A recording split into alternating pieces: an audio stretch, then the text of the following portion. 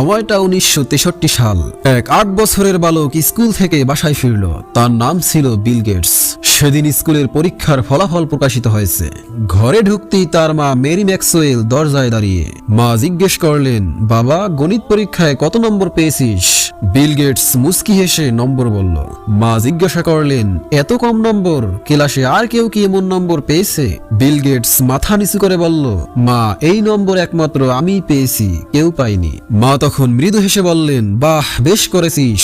10, 20, 50 বা 80 নম্বর পেলেও হয়তো আমি রাগ করতাম, কিন্তু তুই 0 পেয়েছিস, এটা ভীষণ ভালো হয়েছে। 0 মানেই নতুন শুরুর জায়গা। এখন থেকে তুই নতুন করে সবকিছু শুরু করবি। আর মনে রাখিস মায়ের 3টি উপদেশ। উপদেশ 1, প্রচুর বই পড়বি। পড়ার জগৎ শুধু স্কুলের বই সীমাবদ্ধ নয়, ক্লাসের বাইরেও বই পড়বি। নতুন নতুন বিষয়ে জানার চেষ্টা করবি। এমন কিছু বই পড়বি যেগুলো অন্যরা পড়ে না। বই তোর চিন্তা শক্তিকে উন্মুক্ত করবে।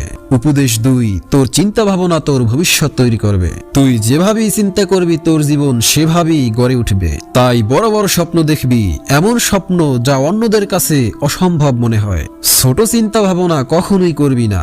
মানুষ যে দিকে দৌড়ায় তুই উল্টো দিকে দৌড়াবি। উপদেশ নাম্বার 3, ভিন্ন কিছু করবি। সবাই প্রতিষ্ঠিত পথে হাঁটে, কিন্তু তুই নতুন পথ তৈরি করবি। এমন কাজ করবি যা কেউ কখনো ভাবতেও পারেনি। মানুষকে দেখিয়ে দিস নতুনত্ব কিভাবে দুনিয়াকে বদলাতে পারে। বিল গেটস মায়ের কথাগুলো মন দিয়ে শুনল। ছোট বয়সে সেই 3টি উপদেশ তার মনে গেঁথে গেল। এরপর থেকে সে শুধু পড়াশোনাই নয়, জীবনেও নতুন নতুন কিছু করার চেষ্টা শুরু করলো। বিল গেটস পরে যখন বিশ্বকে মাইক্রোসফট দিয়ে বদলে দিলেন, তার কাজ যেন মায়ের সেই 3টি উপদেশের বাস্তব উদাহরণই হয়ে উঠল। আজ পৃথিবীর কোটি কোটি মানুষকে তিনি দেখিয়েছেন শূন্য থেকেই সেরা হওয়া যায়, যদি সঠিক উপদেশ আর কঠোর পরিশ্রম থাকে।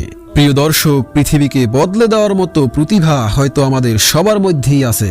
শুধু প্রয়োজন সঠিক দিক নির্দেশনা, সাহস আর বড় বড় স্বপ্ন দেখার মানসিকতা। তাই শিখুন, স্বপ্ন দেখুন আর নিজেই নিজের পথ তৈরি করুন।